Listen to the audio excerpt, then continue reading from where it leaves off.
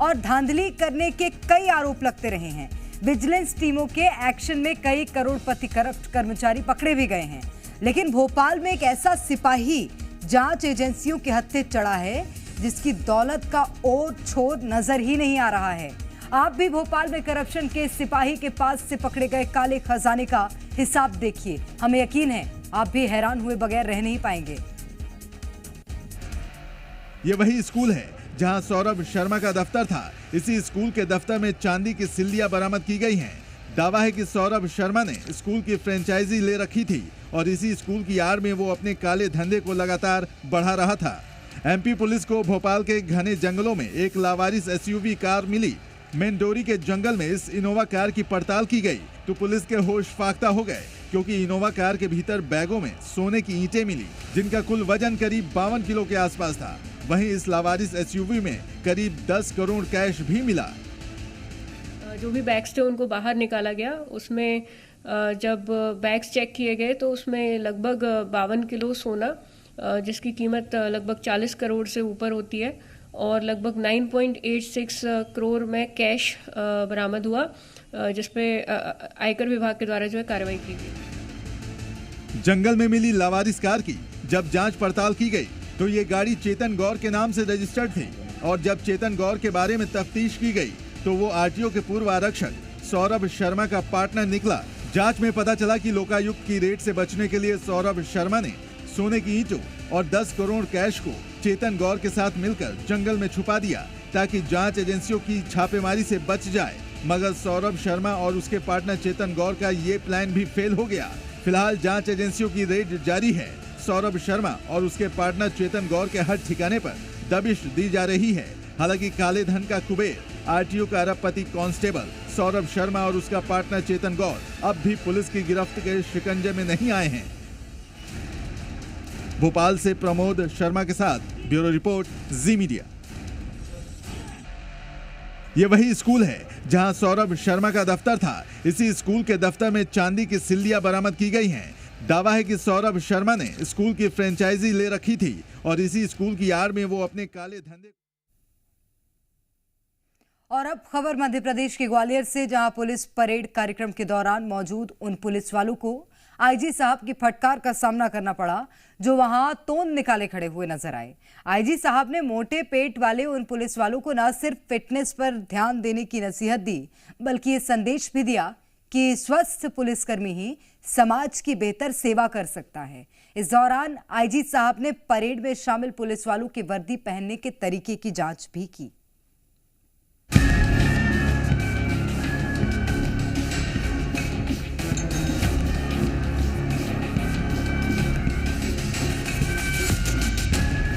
IG का संदेश, पुलिसकर्मियों को निर्देश।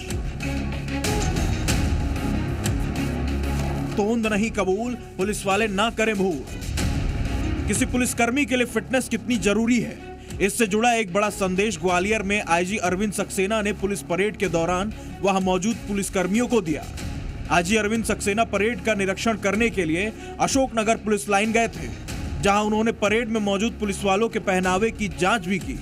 इस दौरान जो पुलिस वाले उनके सामने तोंद निकाले खड़े नजर आए, उन्हें आईजी साहब की नाराजगी का सामना करना पड़ा। तो वहाँ पे सवेरे पैदल नहीं चल सकते अपन। ये वर्दी के साथ पेट का आगे बढ़ा है ना, ये अच्छा आउटलुक नहीं है, स्मार्ट आउटफिट है। हमेशा जो है अगर आप लीन थिन है और स्वस्थ है तो हमेशा पुलिसिंग में अच्छा हो रहता है। जवानों को तोंद कम करने की हिदायत देने के साथ ही आईजी साहब ने वहां कई पुलिस वालों को इनाम भी दिया और ये संदेश भी दिया कि जो पुलिस वाले अपनी वर्दी को ठीक से नहीं पहनते हैं वो बेडोल दिखते हैं, उनके समाज में छवि ठीक नहीं जाती। जैसा कि आप कई बार देखते हैं कि जो बेडोल शरीर के जो पुलिस वाले हैं तो उनकी एक्सेप्टेबिलिटी रहती है जो, और उनको पब्लिक में कई बार एक अलग दृष्टिकोण से देखा जाता है। और अच्छे स्मार्ट जो पुलिस ऑफिसर रहते हैं उनसे लोगों का संवाद भी बहुत अच्छा रहता है, कॉन्फिडेंस भी उनमें अच्छा रहता है। और एक जो उनके पास व्यथा लेके आते हैं या जिनको वो डील करते रहते हैं, तो अच्छी वेशभूषा और एक स्मार्ट जो आउटफिट है वो उन पे एक अच्छा प्रभाव छोड़ता है। आईजी साहब ने परेड में मौजूद पुलिस वालों को यह भी बताया कि स्वस्थ शरीर वाला ही समाज की अच्छी सेवा भी कर सकता है। हमेशा जो स्वस्थ शरीर है उसमें स्वस्थ मस्तिष्क निवास करता है और वही पुलिस अधिकारी अच्छा ऑपरेट कर पाता है जो फिजिकली फिट है, वो मेंटली भी फिट रहेगा और जनता की अच्छी जनसेवा कर पाएगा। इस दौरान आईजी अरविंद सक्सेना ने दंगा नियंत्रण के लिए पुलिस वालों की रिहर्सल को देखा, हथियारों और एम्बुलेंस सेवाओं की जांच की, साथ ही निगरानी के लिए लगाए जाने वाले सीसीटीवी कैमरों की जानकारी भी जुटाई। जी मीडिया के लिए ग्वालियर से करतार सिंह राजपूत की रिपोर्ट। और बढ़ते आगे, प्रधानमंत्री मोदी कुवैत में हैं। मिडिल ईस्ट के मुस्लिम देश में पीएम मोदी को देखकर पाकिस्तान में बवाल मच गया है। कुवैत वो देश है जहां पाकिस्तान की सरकार पैसे मांगने के लिए जाती है और वहां भारत के पीएम का स्वागत हो रहा है। आज आपको भारत कुवैत के पारंपरिक संबंधों के वो आंकड़े बताएंगे जिससे क्लियर हो जाएगा कि कुवैत को भारत के साथ संबंधों में ही अपना देश हित दिखता है।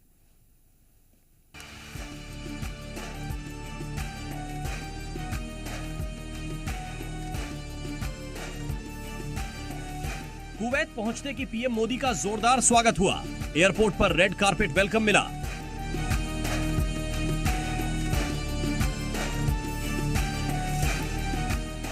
जिसके बाद वो सीधे कुवैत सिटी के होटल पहुंचे।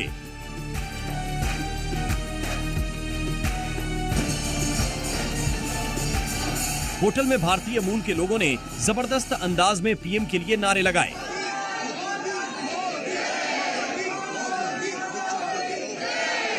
होटल में पारंपरिक वाद्य यंत्रों और कथकली डांस परफॉर्म करके प्रवासी भारतीयों ने प्रधानमंत्री का स्वागत किया।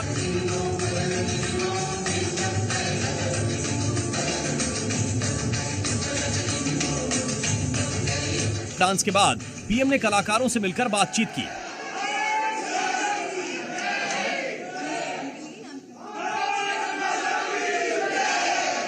यहां अरबी भाषा में लिखी और प्रकाशित रामायण और महाभारत की पुस्तक पीएम मोदी को भेंट की गई। इन पुस्तक के प्रकाशक अब्दुल लतीफ और अनुवादक अब्दुल्ला बैरन ने पीएम से मुलाकात करके उन्हें ये गिफ्ट दिया। होटल में पीएम मोदी के स्वागत के लिए लोगों की भारी भीड़ आई। पीएम ने लोगों के पास जाकर उनसे मुलाकात की और उन्हें ऑटोग्राफ भी दिया। 2 दिनों की यात्रा में पीएम मोदी कुवैत पहुंचे हैं। यहाँ कुवैत के शेख और पीएम मोदी के बीच मुलाकात के दौरान दोनों देशों के बीच व्यापार, निवेश, ऊर्जा, हाइड्रोकार्बन, रक्षा संबंधों पर बातचीत होने की उम्मीद है। पीएम मोदी की कुवैत यात्रा पिछले 43 सालों में किसी भारतीय प्रधानमंत्री की पहली यात्रा है। पीएम मोदी ने कुवैत के लेबर कैंप का दौरा करके भारतीय मजदूरों से मुलाकात की। इसी साल जून में कुवैत में मजदूरों के एक कैंप में आग लग गई थी, जिसमें 45 भारतीयों सहित 50 लोगों की जलकर मौत हो गई थी। इसके बाद कुवैत में हाला मोदी कार्यक्रम में पीएम मोदी ने 5000 भारतीय मूल के लोगों से मुलाकात की, उनको संबोधित किया। भारत और कुवैत का रिश्ता सभ्यताओं का है, सागर का है। साथियों, हर सुख दुख में साथ रहने की ये परंपरा हमारे आपसी रिश्ते, आपसी भरोसे की बुनियाद है। आने वाले दशकों में हम अपनी समृद्धि के भी बड़े पार्टनर बनेंगे। भारत और कुवैत पारंपरिक तौर पर मित्र देश रहे हैं। साल 1961 तक भारत की करेंसी नोटों को कुवैत में कानूनी मान्यता मिली हुई थी। कुवैत में भारतीय की संख्या करीब 10 लाख है और ये वहां किसी भी दूसरे मूल के लोगों से ज्यादा है। कुवैत भारत का छठा सबसे बड़ा तेल सप्लायर है। कुवैत की इन्वेस्टमेंट अथॉरिटी ने भारत में 84,952 करोड़ रुपए से ज्यादा इन्वेस्ट किए हैं। मुस्लिम देश होने के बावजूद कुवैत के संबंध हमेशा से भारत के साथ बेहतर रहे हैं। कल पीएम मोदी को कुवैत के बायन पैलेस में गार्ड ऑफ ऑनर से सम्मानित किया जाएगा। इसके बाद वे कुवैत के अमीर शेख और क्राउन प्रिंस के साथ अलग अलग मीटिंग करेंगे। द्विपक्षीय बैठक में दोनों देशों के बीच लोकल करेंसी में कारोबार पर भी चर्चा हो सकती है। ब्यूरो रिपोर्ट, जी मीडिया। और अब बात राहुल गांधी की, जिनकी मुश्किलें बढ़ती नजर आ रही हैं। वो इसलिए क्योंकि संसद परिसर में गुरुवार को हुए प्रदर्शन के दौरान हुई धक्का मुक्की मामले में दर्ज केस की जांच को क्राइम ब्रांच को ट्रांसफर कर दिया गया है, जिस पर कांग्रेस और उसकी सहयोगी पार्टियों ने कड़ा ऐतराज जताया है। साथ ही इस मामले में सवाल उठ रहे हैं कि क्या राहुल गांधी ने इतना बड़ा क्राइम कर दिया कि उनका केस क्राइम ब्रांच को सौंपना पड़ा।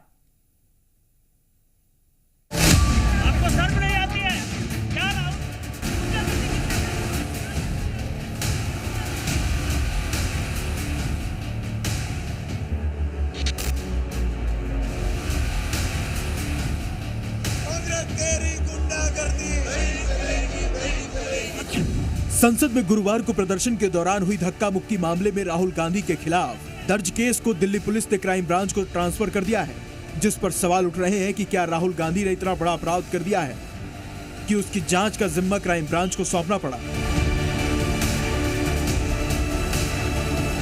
आरोप है कि राहुल गांधी ने संसद में प्रदर्शन के दौरान फर्रुखाबाद से बीजेपी सांसद मुकेश राजपूत को धक्का दिया, जो ओडिशा के बालासोर से बीजेपी सांसद प्रताप सारंगी के ऊपर गिरे, जिससे दोनों ही सांसद चोटिल हो गए, जिसके बाद दोनों को ही आरएमएल अस्पताल में इलाज के लिए भर्ती किया गया था। बीजेपी नेताओं ने राहुल गांधी के खिलाफ 6 धाराओं में केस दर्ज कराया था, जिसमें जानबूझकर चोट पहुंचाने के इरादे से काम करना, डराने और धमकाने की धाराएं भी शामिल हैं, जिसकी जांच अब दिल्ली क्राइम ब्रांच की टीम करेगी और इसके लिए एसआईटी टीम का गठन किया गया है, जिसमें 2 एसीपी, 2 इंस्पेक्टर और 2 सब इंस्पेक्टर शामिल हैं। ये सभी लोग सीधे डीसीपी को जांच की रिपोर्ट करेंगे। बताया जा रहा है कि जांच के लिए पुलिस संसद भवन एडमिनिस्ट्रेटिव से बात करके घटना के दिन का सीसीटीवी फुटेज भी देखने की तैयारी में है। राहुल गांधी पर केस हुआ तो कांग्रेस ने बड़े पैमाने पर इसका विरोध भी शुरू कर दिया है। दिल्ली के कालकाजी इलाके में अमित शाह के अंबेडकर पर दिए गए बयान और राहुल गांधी के खिलाफ एफआईआर विरोध में प्रदर्शन किया गया।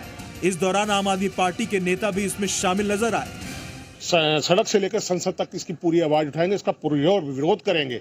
और जिस प्रकार इन्होंने राहुल गांधी जी के खिलाफ एफआईआर की है और अब तक 100 से ज्यादा एफआईआर ये राहुल गांधी जी के खिलाफ कर चुके हैं और हम इन एफआईआरों से डरने वाले नहीं है।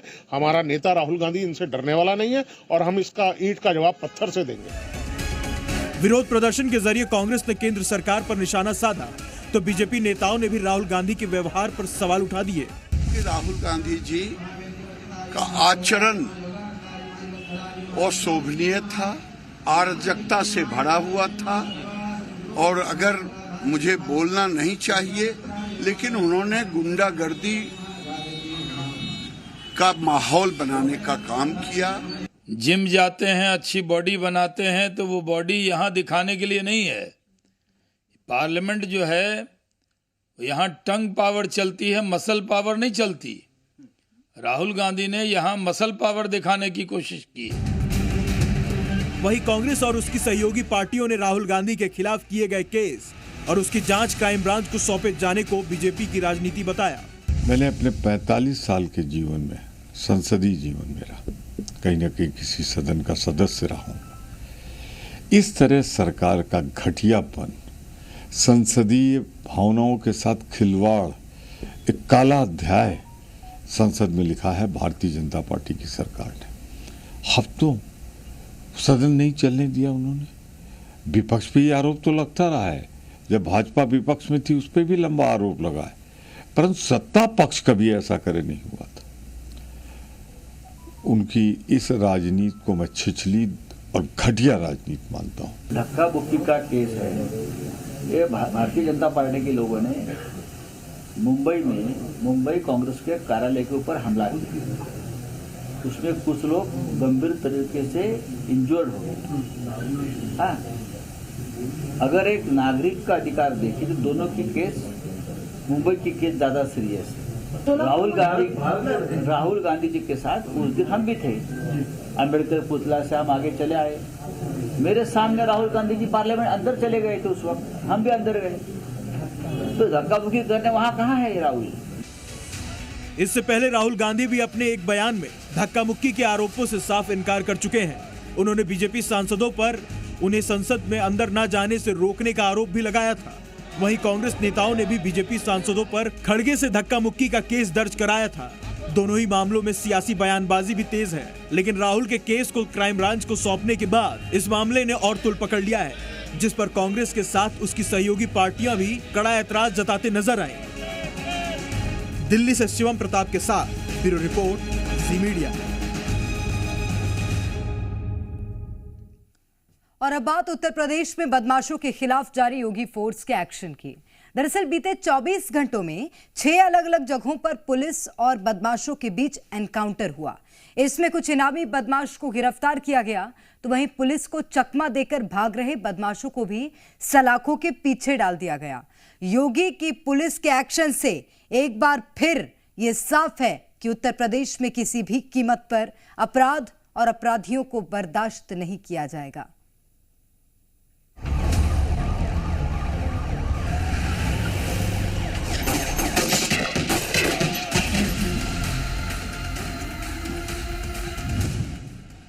अपराध और अपराधियों के खिलाफ यूपी में जीरो टॉलरेंस है।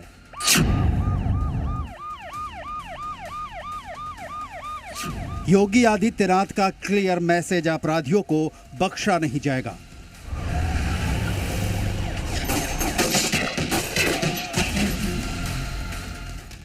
अफसरों को क्राइम कंट्रोल के लिए फ्री हैंड देकर क्रिमिनल्स के लिए मुसीबत खड़ी कर दी है यूपी सरकार ने। नतीजा, एक बार फिर उत्तर प्रदेश के अलग अलग शहरों में पुलिस का एक्शन देखने को मिला। बीते 24 घंटों में यूपी पुलिस ने 6 जगहों पर अपराधियों के खिलाफ ताबड़तोड़ कार्रवाई की और योगी फोर्स ने ऑपरेशन लंगड़ा वाली सीरीज का नया चैप्टर तैयार कर दिया। लखनऊ के कृष्णानगर में देर रात पुलिस मुठभेड़ में एक बदमाश को गिरफ्तार किया गया। आरोपी लियाकत अली ने 11 साल की छात्रा को अगवा किया था। बदमाश लियाकत उसी इलाके का रहने वाला है। जानकारी के मुताबिक लियाकत के आने की सूचना मिलने पर पुलिस ने घेराबंदी की थी, लेकिन पुलिस को देखकर लियाकत ने फायरिंग शुरू कर दी। पुलिस के जवाबी फायरिंग में आरोपी घायल हो गया, जिसे पुलिस गिरफ्तार कर पूछताछ कर रही है। सूचना प्राप्त होते ही जो तत्काल हमारी टीमें हैं वो धरपकड़ के लिए वहाँ पे आई थी, घेराबंदी कर रही थी। पुलिस को देखते ही जो कच्ची सड़क जंगल की तरफ जाती है उसकी तरफ ये भागा और पुलिस पर फायरिंग की। जवाबी फायरिंग में इसके पाँव में गोली लगी है। दिल्ली से सटे नोएडा के सेक्टर 57 के पास बदमाशों से पुलिस की मुठभेड़ हुई। पुलिस के साथ मुठभेड़ में दीपक नाम के बदमाश को गोली लगने के बाद उसे गिरफ्तार कर लिया गया, जबकि दीपक के एक साथी रामकिशन को पुलिस ने कॉम्बिंग के बाद पकड़ा। बदमाश पर मोबाइल लूट की घटनाओं को अंजाम देने का आरोप है। आरोपियों के कब्जे से एक मोटरसाइकिल, तमंचा, कारतूस और लूट के 6 मोबाइल बरामद किए गए हैं। नोएडा जोन के अंतर्गत रात्रि में सघन चेकिंग अभियान चलाया गया था अपराधियों के विरुद्ध, जिसमें सेक्टर 58 की पुलिस को बड़ी सफलता हाथ लगी। सेक्टर 58 की पुलिस सेक्टर 57 के पास चेकिंग कर रही थी, जहां पर एक मोटरसाइकिल पर 2 संदिग्ध लड़के आते हुए दिखाई दिए थे। को रोकने का प्रयास किया गया। उनके द्वारा पुलिस पार्टी पर फायरिंग की गई। पुलिस पार्टी के द्वारा आत्मरक्षात्मक फायरिंग की गई, जिसमें एक बदमाश घायल हुआ। घायल बदमाश की पहचान दीपक के रूप में हुई है। वहीं नोएडा में शुक्रवार देर रात थाना सेक्टर 63 पुलिस की एक इनामी बदमाश से मुठभेड़ हुई। इस दौरान पैर में गोली लगने से बदमाश घायल हो गया, जिसके बाद पुलिस ने उसे गिरफ्तार कर लिया। पकड़ा गया बदमाश 15,000 रुपए का इनामी है। पुलिस ने तलाशी अभियान में 2 नाबालिग अपराधियों को हिरासत में लिया है। जानकारी के मुताबिक सेक्टर 63 पुलिस शुक्रवार देर रात कनावनी अंडरपास के पास वाहन चेकिंग कर रही थी। इसी दौरान एक बाइक सवार को रुकने का इशारा किया, लेकिन आरोपी ने रुकने के बजाय बाइक दौड़ा दी। पीछा करने पर आरोपी ने फायरिंग शुरू कर दी। जब जवाबी कार्रवाई में पुलिस ने फायरिंग की तो एक बदमाश के पैर में गोली लग गई। उसके कब्जे से एक पिस्टल, कारतूस और बाइक बरामद की गई है। घायल बदमाश और दोनों नाबालिग अपराधियों ने 11 दिसंबर को चोटपुर कॉलोनी में एक युवक पर चाकू से हमला किया था। यूपी के कासगंज में पुलिस मुठभेड़ के दौरान एक शातिर पशु चोर और गौ तस्कर के आरोपी 25,000 के इनामी अपराधी को गिरफ्तार किया गया है, जिसकी पहचान बबलू के रूप में हुई है। दरअसल शुक्रवार देर रात वाहन चेकिंग अभियान के दौरान एक स्प्लेंडर बाइक पर 3 लोग सवार थे, जिन्होंने चेकिंग को देखकर अपनी बाइक वहां से भगाने की कोशिश की। पुलिस टीम पर फायरिंग शुरू कर दी। बचाव में पुलिस ने बदमाशों को आत्मसमर्पण की चेतावनी दी, लेकिन आखिरकार पुलिस ने बदमाश के पैर में गोली मारकर उसे गिरफ्तार किया। चेकिंग के दौरान एक मोटरसाइकिल पर 3 व्यक्ति आते हुए दिखाई दिए, जिनको रोकने का इशारा किया गया। इनके द्वारा अपनी मोटरसाइकिल मोड़ करके नहर पटरी पर भागना शुरू कर दिए। पुलिस को संदेह होने पर जब इनका पीछा किया गया तो तारपुर झाल के पास इन युवकों द्वारा पुलिस के ऊपर फायर कर दिया। जान से मारने के लिए से फायर किया। पुलिस पार्टी द्वारा भी बचाव में फायर किया गया, जिसमें एक व्यक्ति के पैर में गोली लगी। मथुरा के थाना जैद पुलिस और स्वात टीम ने मुठभेड़ के दौरान 25,000 रुपए के इनामी गौ तस्कर तारिक को गिरफ्तार कर लिया। बदमाश और पुलिस के बीच कई राउंड गोलियां चली। बदमाश की गोली लगने से एक सिपाही प्रदीप घायल हो गया, जिसके बाद पुलिस की 2 गोलियां गौ तस्कर के पैर में लगी और वो नीचे गिर गया, जिसके बाद पुलिस टीम ने उसे दबोच लिया। घायल सिपाही और गौ तस्कर को उपचार के लिए अस्पताल में भर्ती कराया गया है। संयुक्त टीम के द्वारा पुलिस मुठभेड़ के दौरान धौलादा के जंगल से एक 25,000 के इनामी अपराधी तारिक को गिरफ्तार किया गया है। पुलिस मुठभेड़ के दौरान गिरफ्तारी की गई है।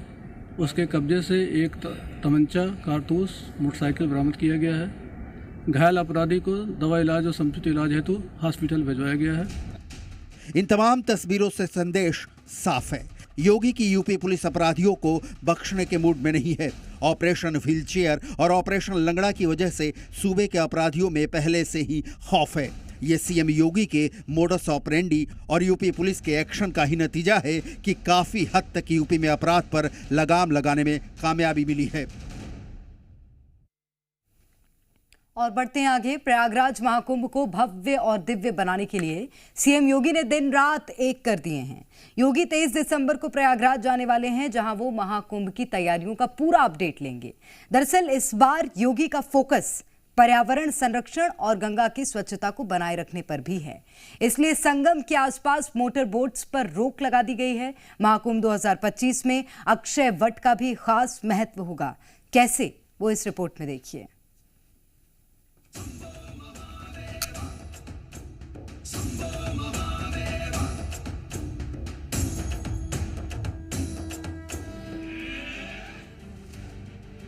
इस वक्त मुख्यमंत्री योगी आदित्यनाथ अपने अहम मिशन में जुटे हैं।